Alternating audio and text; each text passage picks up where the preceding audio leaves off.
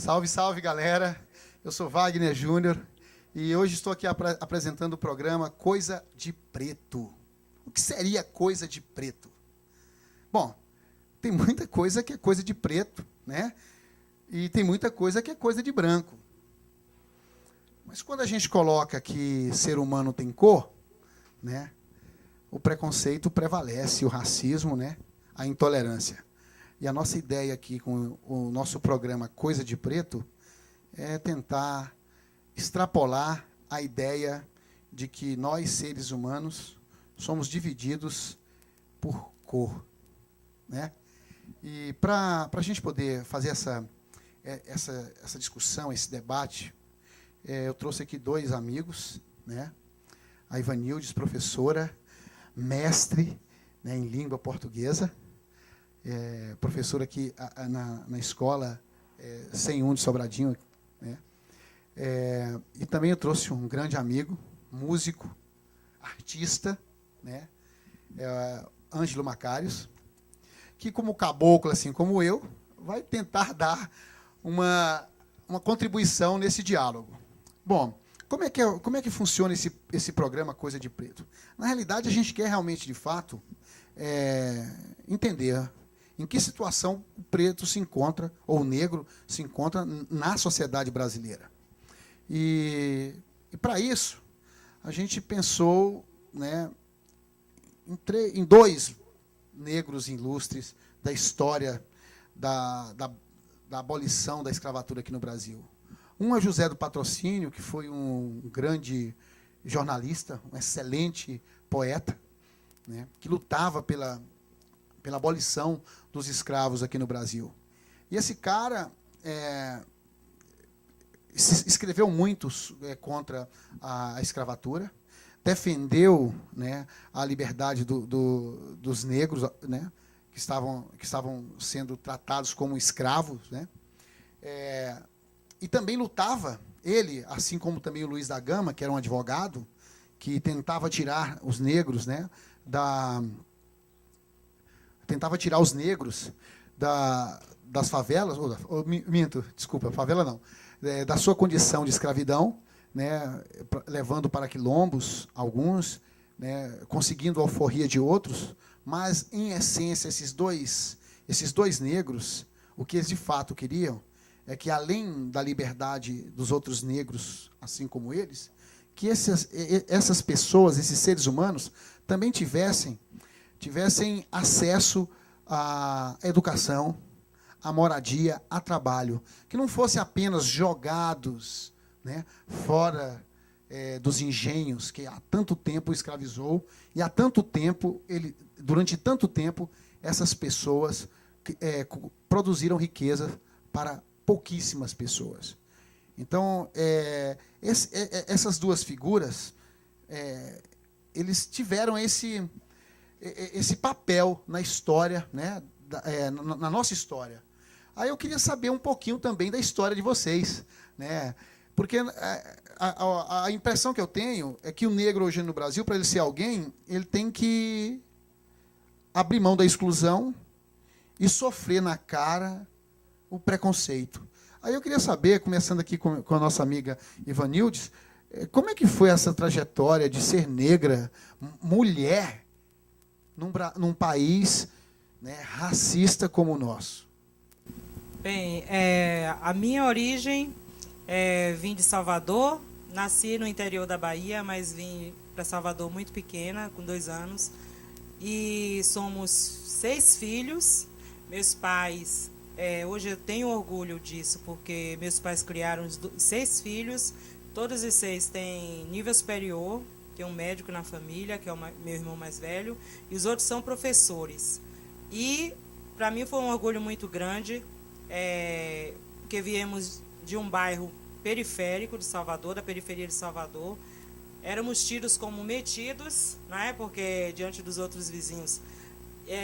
Mas só que nós tentávamos o tempo todo manter essa relação com a vizinhança. Mas estudávamos, metidos por quê? Porque num lugar onde a maioria das crianças ficavam pelas ruas e tudo, nós ficávamos em casa. Os pais não permitiam que a gente ficasse nas ruas. E aí nós estudávamos muito e, graças a Deus, nós estamos aqui, todo mundo formado, 6 filhos formados. Eu tenho 2 cursos e tenho orgulho de dizer isso, que eu estudei muito na faculdade, nas faculdades onde eu estudei. A maioria eram brancos, poucos negros. Eu acho que era a única negra na minha faculdade, tanto em uma quanto outra, na Universidade Católica como na Universidade Federal da Bahia. Tinha colegas que vinham para a escola de motorista, com motorista, e aí eu observava aquilo e lutando, pegando ônibus cedo, cheio, lá os ônibus trafegam com as portas abertas, quantas e quantas vezes a gente pendurado na porta, mas aí estudei muito, nós também estudamos muito e estamos aqui, né? Já tenho 25 anos de profissão e tenho orgulho de ser professora de português e passar essa minha experiência para os meus alunos, com muita simplicidade, né? E passando um pouco da minha experiência, que isso é que importa. Agora eu gostaria de ouvir um pouco da trajetória do meu amigo Ângelo Macários, né, dentro desse enredo de preconceito, exclusão. Né? Rapaz, é o seguinte, primeiro eu queria dizer que dentro dessa minha condição, essa condição que você já citou aí, de caboclo e tal, eu passei muitos anos num conflito interno com relação a isso. Eu costumo dizer que eu sou portador do DNA do desassossego, sabe? Porque tem um monte de criatura aí, um monte de como é que pode, opressor e oprimido, convivendo dentro de uma pessoa só. E isso, assim, foi mais difícil para mim do que a coisa do lado de fora, né, mano? Assim, a coisa do preconceito do lado de fora, que eu acredito que eu não sofri muito, não. O preconceito maior que eu sofri dentro dessas questões foi dentro da minha trajetória musical mesmo, porque, você veja bem, na gestão do Roriz mesmo, era um dos poucos caras que tinha uma banda que subia no palco do GDF e que tinha coragem de colocar essas questões, entendeu? Em cima do palco mesmo, a questão política, como, por exemplo, me revoltou muito na época em que se falava em negócio de tolerância zero, que seria um programa policial que o Roriz trouxe de Nova York, coisa do gênero, né? Que é um negócio interessante, né? Um programa policial trago de Nova York para oprimir os filhos dos figuras que elegeram o cara. Brasileiros, né? Oprimir entendeu? Brasileiros. Os filhos dos figuras que elegeram o cara. Mal sabe ele que no programa nova-iorquino tem câmera nas viaturas para saber se houve abuso de poder ou não. Você está entendendo? Então, essas questões, cara, me revoltaram muito. Você pergunta, Wagner, por exemplo, para um policial, amigo seu, eu sou o quê, compadre? Eu sou pardo, eu sou branco, o que é que eu sou? Ele vai dizer, você é pardo, mas para a polícia não existe isso. Ou é preto ou é branco. Entendeu? Então, assim, eu acho assim injustificável. A gente está falando hoje dessa questão do politicamente correto, porque agora não se pode falar em preto, não se pode falar, tem que ser negro. Sim, meu irmão, mas isso aí para mim é uma maquiagem, porque assim, o que acontece? Você não pode dizer que o cara é preto, porque não sei o que, o preconceito, mas o que justifica, você está entendendo, uma porcentagem de mais de 80% dos jovens que morrem de abordagem policial, entendeu? Ou dentro de um conflito, serem negros. Qual é a justificativa disso? Por que o suspeito sempre é negro? Então, essa questão ela é muito mais profunda, você está entendendo? Do que como se chama, como não se chama, né? Porque eu fico pensando, por exemplo, o Pelé, cara, tu acha que o Pelé, ele é negro? Porque alguém devia avisar isso para ele, né? Se for, ele deu uma embranquecida bacana, né? Ele seria o nosso Michael Jackson? Pois é. Entendeu? Então, essas questões são questões assim, né? Porque a minha formação, na verdade, ela é muito mais dentro da contracultura do que da cultura. Porque se você olhar de perto, você está entendendo toda a nossa estrutura, cara, entendeu? Cultural e etc. Você está entendendo? É uma estrutura que visa privilegiar quem está no topo da pirâmide. Se faz cultura para a elite hoje aqui no Brasil. Isso, né? Se faz exatamente. Cultura. E na maioria das vezes são feitas por nós, né, negros. Como também foi feito no princípio, Aleijadinho é um mulato, né, porque nenhum artista europeu aguentava ficar nesse calor, né, aqui do Brasil. Então, eles ensinavam o ofício para aquelas pessoas que estavam mais próximas. E aquelas pessoas que estavam mais próximas eram os negros, os pardos. Né? Esses são os verdadeiros artistas que nós temos, que fizeram esses monumentos a céu aberto maravilhosos, que são museus lindos, essas cidades coloniais. Né? Bom, pessoal, mas eu queria levantar uma outra questão, antes da gente terminar esse bloco. Mas, na opinião de vocês, o que realmente, de fato, acontece, da visão de vocês, né, desse caminhar, né, até aqui? O que realmente, de fato, acontece, na opinião de vocês, com os negros na sociedade brasileira? Eles são realmente, sofrem preconceito, são discriminados, ou, muitas das vezes, né, ou na maioria das vezes, tratado com racismo, ou esse... Porque essa ideia não é nem minha. Eu quero até colocar essa questão, porque essa ideia de que o negro não sofre preconceito, mas sim é excluído da sociedade, ela é do grande rapper aqui de Brasília, o Gog, que é um cara que a gente quer trazer aqui no programa também, que tem muito para contribuir com essa discussão. Mas, assim, segundo o Gog, eu também comungo do pensamento dele, a maioria de nós negros não sofremos preconceito. Acho que nós... Né, por colocarmos a nossa cara diante das coisas, né, nós sofremos preconceito e vil, cruel, né, mas a maioria de nós não sofre preconceito, e sim exclusão social. Vocês concordam com essa afirmativa do Gog? Querem colocar alguma questão? Eu gostaria de falar o seguinte. Primeiramente, eu queria dizer que o Gog, assim, na minha opinião, é o maior doutor honoris causa em sociologia que nós temos. Não sei nem se ele passou pela faculdade de sociologia. Com certeza. Isso fantástico. Aí para mim é irrelevante, mas ele é um cara que, né? E assim, eu concordo com ele. Mas eu acho que é o próprio negro que se exclui. É ele próprio que se exclui, você está entendendo? Quando ele cai na armadilha de achar que ele tem que se colocar no lugar dele. Entendeu? Ele mesmo se exclui. Isso é uma armadilha, um estratagema que a rapaziada cria aí.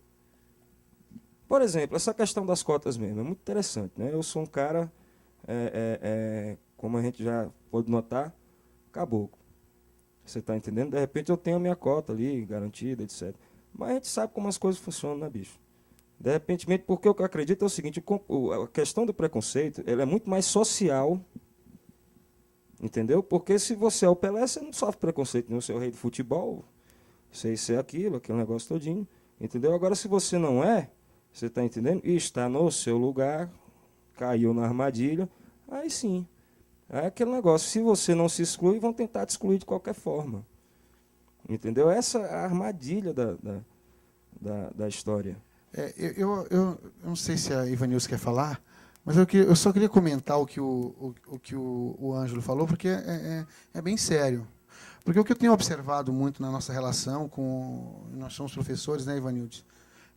O que eu tenho percebido é que o negro que se coloca na condição de sofrer o preconceito, ou seja, ele abre mão da exclusão para poder galgar uma condição no status social dele, ou seja, melhorar a vida dele, ele tenta ser um não preto.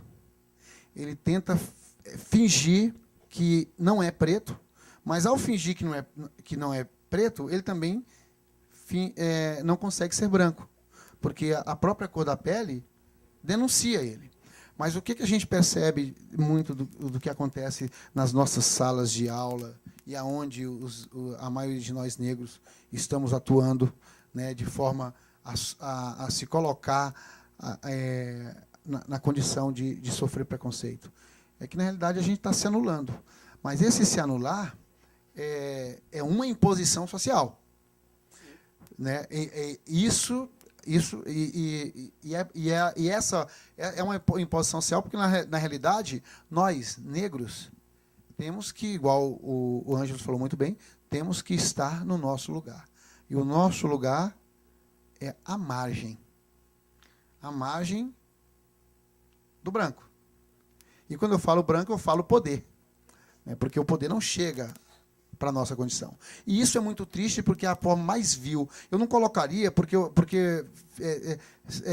eu não colocaria que nós sofremos, nós é que praticamos o maior preconceito contra nós, mas que nós já somos uma vítima armadilha incondicional dessa armadilha, né? Incondicional dessa situação.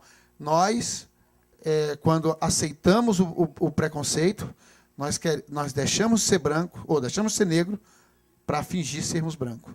Alisamos o nosso cabelo, né? Sentamos no fundo da sala, quase não falamos, somos sempre silenciosos para não... Rimos de piadas contadas sobre nós mesmos, né? Então, quer dizer, esse é um processo de se fazer não preto, não é de se fazer branco, porque a nossa cor denuncia. Não, é isso que eu ia falar.